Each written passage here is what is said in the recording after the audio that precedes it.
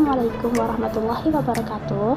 Perkenalkan, saya Nova Nurhalimah dari kelas 1B Program Studi Tadris Bahasa Indonesia dengan NIM 246151034. Pada kesempatan kali ini, saya akan menjelaskan mengenai materi semantik untuk memenuhi tugas akhir mata kuliah linguistik umum.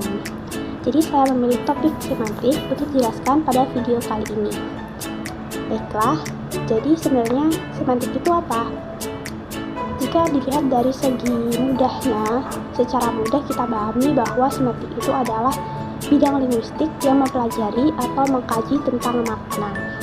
Objek penelitian dari semantik ini adalah makna. Nah, latar belakang dari adanya semantik ini sesuai dengan yang saya baca dari buku Linguistik Umum karya Abdul Qair. Terdapat seorang bapak linguistik transformasi bernama Chomsky yang pada buku keduanya pada tahun 1965 menyatakan bahwa semantik merupakan salah satu komponen dari tata bahasa dan makna kalimat itu sangat ditentukan oleh komponen semantik. Nah, sejak saat itu semantik mulai semarak. Kemudian banyak teori-teori bermunculan tentang semantik. Jika diingat bahwa bapak linguistik modern Ferdinand de Saussure juga pernah menyatakan bahwa linguistik itu terdiri dari dua komponen, yaitu signifikan dan juga signifie. Maka sesungguhnya studi linguistik tanpa adanya semantik itu nggak ada artinya.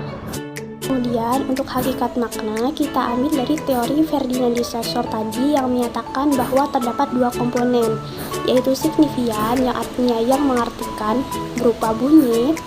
Kemudian untuk signifie yang artinya yang diartikan berupa pengertian atau konsepnya. Jadi sesuai dengan gambar di samping bahwa signifian itu bunyinya seperti mata, itu ada M, A, T, dan A.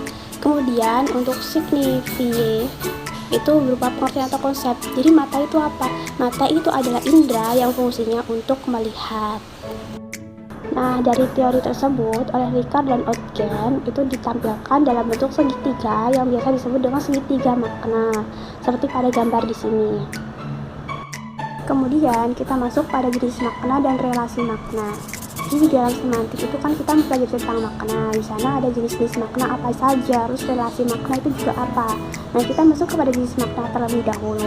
Di sini ada berbagai jenis makna seperti makna leksikal, gramatikal, kontekstual, referensial, non-referensial, dan lain-lain. Sekarang kita masuk kepada penjelasan mengenai makna leksikal, gramatikal, dan juga kontekstual. Makna leksikal itu lebih kepada makna sebenarnya. Makna yang memiliki sebuah kata atau leksen tanpa konteks apapun. Contohnya, Novi membeli rumah baru. Kata rumah di sini itu ya berarti rumah bangunan tempat untuk tinggal. Itu. Kemudian contoh yang kedua, koala biasanya tidur selama 18-22 jam per hari. Kata tidur di sini berarti mengistirahatkan badan dan juga kesadaran. Jadi leksikal itu makna sebenarnya seperti itu. Kemudian yang kedua adalah makna gramatikal. Makna yang ada setelah proses gramatikal atau proses ketatabahasaan.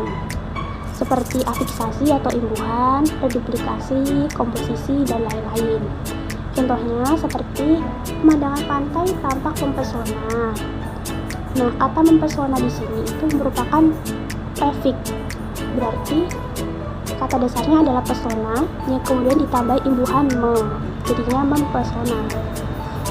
Kemudian contoh yang kedua adalah Adi mundar-mandir tak jelas. Nah, kata mundar-mandir di sini merupakan reduplikasi atau pengulangan. Kemudian yang ketiga adalah makna kontekstual, berarti makna yang sesuai dengan konteksnya. Contohnya air mata ibu mengalir deras, di sini lebih ke air yang keluar dari mata yang mengeluarkan air. Kemudian Ani dibuatkan telur mata sapi, berarti telur yang berbentuk mata sapi. Kemudian yang ketiga, mata uang tertinggi adalah dinar Kuwait. Nah, ini lebih menunjuk kepada mata uang. Terakhir, mataku kelipan karena debu di jalan. Ini tuh berarti konteksnya sama kayak yang contoh pertama, mata indera penglihatan kita. Sedangkan yang kedua itu adalah telur mata sapi. Kemudian yang ketiga itu adalah mata uang. Jadi sesuai dengan konteksnya masing-masing. Kemudian kita masuk kepada makna berikutnya, yaitu makna referensial dan makna non-referensial. Kalau referensial itu kata atau leksem yang memiliki referensi atau acuan. Contohnya beberapa hama. Nah, kata hama di sini itu ada referensinya bahwa hama itu adalah hewan yang mengganggu produksi pertanian. Terus kalau yang non referensial itu yang tidak memiliki referensi atau acuan. Itu seperti kata hubung konjungsi dan, dengan, seperti itu. Nah, di sini aku dan cinta. Nah, kata dan di sini tidak memiliki acuan atau referensi karena merupakan konjungsi atau kata hubung. Kemudian kita masuk kepada makna selanjutnya, makna denotatif dan makna konotatif. Makna denotatif itu biasanya kita sebut sebagai makna sebenarnya. Kemudian makna konotatif itu biasa disebut sebagai makna kiasan atau makna ungkapan. Nah, denotatif itu adalah makna asal, makna asli, atau makna sebenarnya oleh sebuah kata atau sebuah leksem. Makna denotatif ini sama dengan makna leksikal. Contohnya, kalau kata tulang punggung, ya berarti itu tulang belakang manusia yang membentuk punggung. Kalau makna konotatif atau makna kiasan atau makna ungkapan atau makna tidak sebenarnya ini adalah makna tambahan yang melekat pada suatu kata, suatu ungkapan, atau suatu frasa. Berarti kata tulang punggung di sini berarti adalah seseorang atau sesuatu yang menjadi pokok kekuatan. Berikutnya, makna konseptual dan juga makna asosiatif. Kalau makna konseptual adalah makna yang dimiliki oleh sebuah kata atau leksem terlepas dari konteks asosiasi apapun. Contohnya kata kursi di sini berarti ya benda yang mempunyai 4 kaki untuk duduk sebagai penyeimbang. Kemudian kalau asosiatif itu adalah makna yang dimiliki sebuah kata atau sebuah leksem berkenaan dengan adanya hubungan kata itu dengan sesuatu yang berada di luar bahasa. Contohnya kata kursi itu bisa berarti kekuasaan, bisa berarti jabatan, dan juga posisi. Kemudian kita masuk ke jenis makna yang terakhir, yaitu makna istilah. Makna istilah adalah kata yang diberi makna khusus dan dipakai pada bidang ilmu tertentu.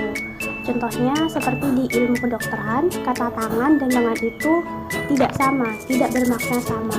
Tapi kalau di bahasa umum itu kata tangan dan lengan itu ya bersinonim, bermakna sama. Tapi kalau dalam bidang ilmu kedokteran, kata tangan itu bermakna bagian dari pergelangan sampai ke jari tangan. Tapi kalau kata lengan itu bermakna bagian dari pergelangan sampai ke pangkal bahu. Relasi makna. Relasi makna adalah hubungan semantik yang terdapat antara satuan bahasa yang satu dengan satuan bahasa lainnya. Yang termasuk dalam relasi makna itu biasanya sinonim, antonim, hiponim, homograf, homofon, dan lain-lain. Berikut akan kita bahas. Sinonim, antonim tentunya udah familiar ya. Sinonim itu persamaan kata, kalau antonim itu adalah lawan kata. Contohnya sinonim indah, cantik, nyenyak, puas, gembira, bahagia, gitu. Nah, kalau antonim cepat, lambat, tinggi, pendek, panas, dingin, besar, kecil, seperti itu. Kemudian ada juga yang namanya polisemi. Jadi polisemi itu adalah kata yang bermakna lebih dari satu. Contohnya itu kata jatuh. Semua orang pasti pernah jatuh cinta. Kemarin dia jatuh ke selokan. Nah, itu adalah contoh polisemi. Kemudian ada juga yang namanya homonim. Homonim adalah satuan ujaran yang sama tapi memiliki makna yang berbeda. Homonim terdiri dari homofon dan homograf. Kalau homofon itu bunyinya sama tapi maknanya beda. Contohnya kata slip dan slip. Bunyinya sama-sama slip tapi memiliki makna yang berbeda. Slip itu artinya menyisipkan, sedangkan slip itu artinya tergelincir. Kemudian ada kata min dan min. Bunyinya sama tapi maknanya berbeda. Min adalah jenis tanaman, ada juga min yang berarti minus. Kemudian homograf itu tulisan atau ejaannya sama tapi maknanya berbeda. Contohnya itu kata genting. Genting bisa berarti genting atap dan juga berarti genting suatu keadaan darurat. Kemudian ada kata hak yang bisa berarti hak milik ataupun hak yang ada di sepatu. Nah, kemudian ada juga yang namanya hiponim. Hiponim itu adalah sebuah bentuk ujaran yang maknanya itu tercakup dalam pada ujaran-ujaran lain. Contohnya ketika kita membahas olahraga, maka di situ tercantum olahraga sepak bola, tenis, voli, dan lain-lain seperti contoh di sini. Intinya, semantik itu adalah ilmu yang mempelajari tentang makna dan menjadikan makna sebagai objek penelitiannya. Bagaimana makna itu dihasilkan, bagaimana makna itu dikonstruksi dan dipahami dalam konteks komunikasi. Dalam kehidupan nyata, semantik itu berperan penting dalam berbagai bidang seperti komunikasi sehari-hari, seperti teknologi informasi, kecerdasan bantuan AI, dan juga penerjemahan bahasa dan analisis teks. Jadi menurut pendapat saya pribadi bahwa sesuai yang diungkapkan oleh Bapak Linguistik Modern, Bapak Ferdinand de Saussure, linguistik tanpa studi semantik itu tidak ada artinya. Jadi semantik itu penting, cukup penting dalam bidang linguistik. Tidak hanya dalam bidang linguistik, tapi dalam kehidupan sehari-hari juga penting. Nantinya dengan adanya semantik ini dapat mengurangi kesalahpahaman baik itu dari konteks percakapan ataupun teknologi. Baik, itu saja penjelasan saya mengenai materi semantik. Kurang lebihnya mohon maaf, semoga bermanfaat. Terima kasih. Wassalamualaikum warahmatullahi wabarakatuh.